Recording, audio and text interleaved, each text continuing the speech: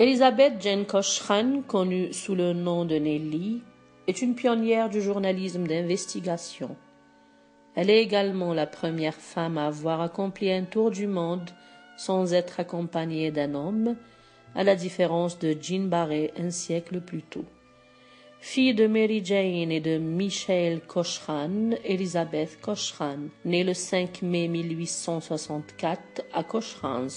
La ville est nommée d'après son père immigré irlandais qui, à force de travail acharné, a pu acheter une bonne partie des terres et moulins locaux en Pennsylvanie. Elizabeth, surnommée Pinky pour ses vêtements perpétuellement roses, est l'une des 5 enfants de ses parents. Mais son père en a également eu 10 d'un précédent mariage. Michael meurt lorsque Elizabeth n'a que 6 ans et sa branche de la famille est expulsée. Pour retrouver une situation, Mary se remarie 3 ans plus tard, mais son nouvel époux est alcoolique et violent et doit divorcer. Devant les difficultés financières que connaît sa famille, Elizabeth sait qu'elle doit travailler. Sa situation la destine à devenir gouvernante ou demoiselle de compagnie, mais elle rêve d'autre chose. Littéraire, elle écrit déjà des poèmes et des histoires à l'âge de 16 ans. Elle entre à l'Illinois Normal School pour devenir institutrice, mais faute d'argent pour payer sa formation, doit abandonner au bout d'un semestre. En 1880, la famille s'installe à Pittsburgh et Elizabeth y aide sa mère à gérer un pensionnat.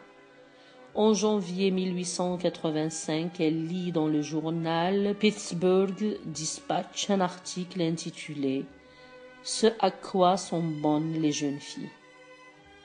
Admonestant les jeunes filles qui poursuivent des études, appelant les femmes qui travaillent des monstruosités et les enjoignant à ne pas quitter le cercle du foyer et des tâches ménagères.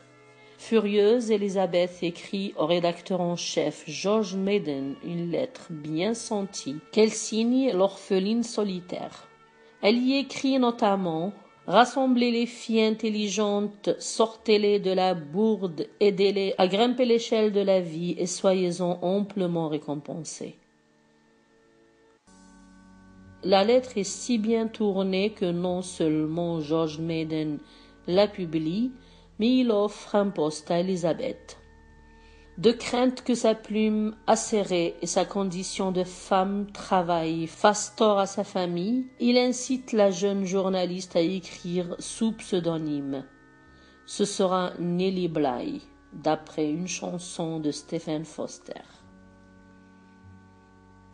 Nellie effectue ses premières investigations dans des usines et fabriques où elle enquête sur le monde ouvrier, en se faisant engager pour vivre elle-même ce qu'elle dénonce.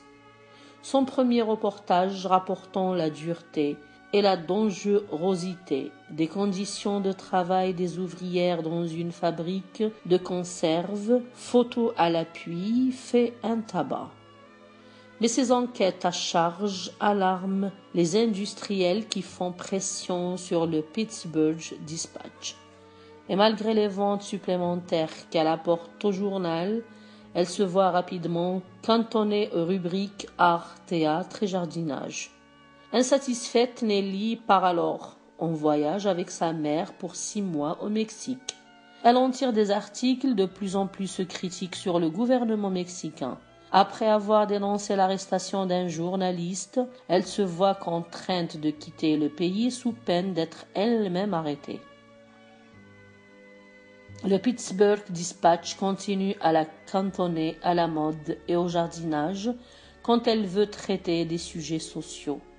En 1887, Nellie Bly quitte Pittsburgh pour se rendre à New York.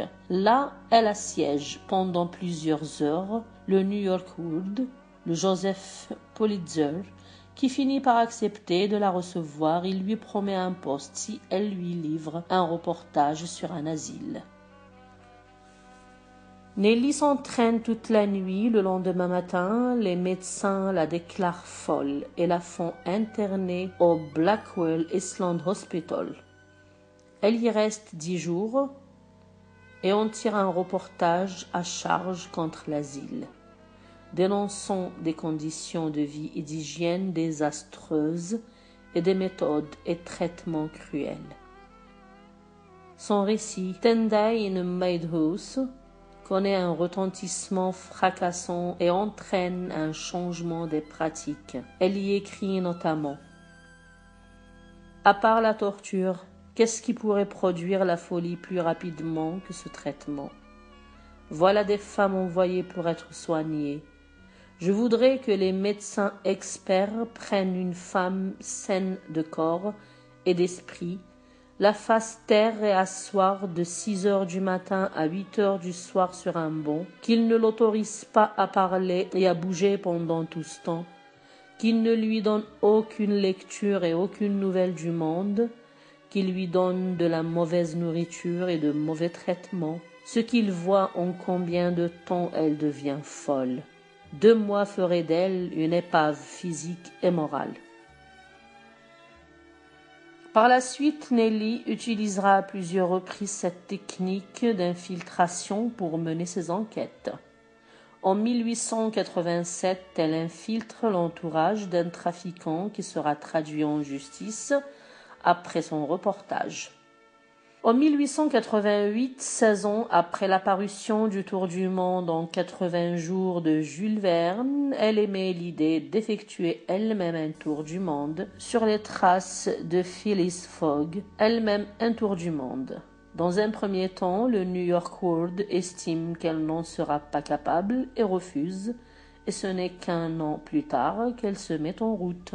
Le 14 novembre, Nelly part du New Jersey sur l'Augusta Victoria, qui l'amène en Angleterre. En France, elle rencontre Jules Verne, à qui elle fait bonne impression. Elle poursuit ensuite son voyage en train, en montgolfière, en bateau, passant par l'Italie, l'Égypte, la Chine, Singapour, Hong Kong, le Japon.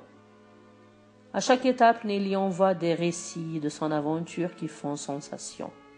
Elle boucle son tour en revenant à Jersey City le 25 janvier 1890, en 72 jours, devenant la première femme à réaliser un tour du monde sans être accompagnée d'un homme. Au New York World, Nelly poursuit ses investigations et publie des articles engagés sur des questions de société s'attaquant à la corruption de la classe politique et s'attachant toujours autant aux conditions de vie des ouvriers et des femmes. À cette période, cependant, son frère décède et Nelly décide de se charger de sa veuve et de ses orphelins. Elle se retrouve alors en situation financière délicate. En 1895, elle surprend tout le monde en épousant le vieux millionnaire Robert Seaman, de 42 ans son aîné. Peu à peu, Nelly s'éloigne du journalisme et s'implique de plus en plus dans la gestion de la fabrique de bidons métalliques de lait de son époux. Elle crée même un nouveau type de bidon. À la mort de Robert en 1904, elle prend les rênes de l'affaire et offre des conditions de vie uniques à l'époque à ses ouvriers. Meilleur salaire, assurance santé, création de centres de loisirs et de bibliothèques pour les ouvriers. Mais sa gestion des affaires ne permet pas de les maintenir à flot et elle doit vendre les usines en 1914.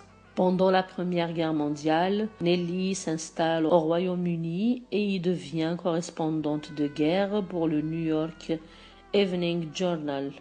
Après l'armistice, Nelly rentre à New York et poursuit son travail de journalisme d'investigation sur ses thèmes de prédilection. Monde ouvrier, monde politique, conditions féminines. Elle s'investit également en faveur du droit de vote des femmes. Nelly Bly meurt le 27 janvier 1922 d'une pneumonie. Le lendemain, la presse annonce la mort de la meilleure journaliste d'Amérique.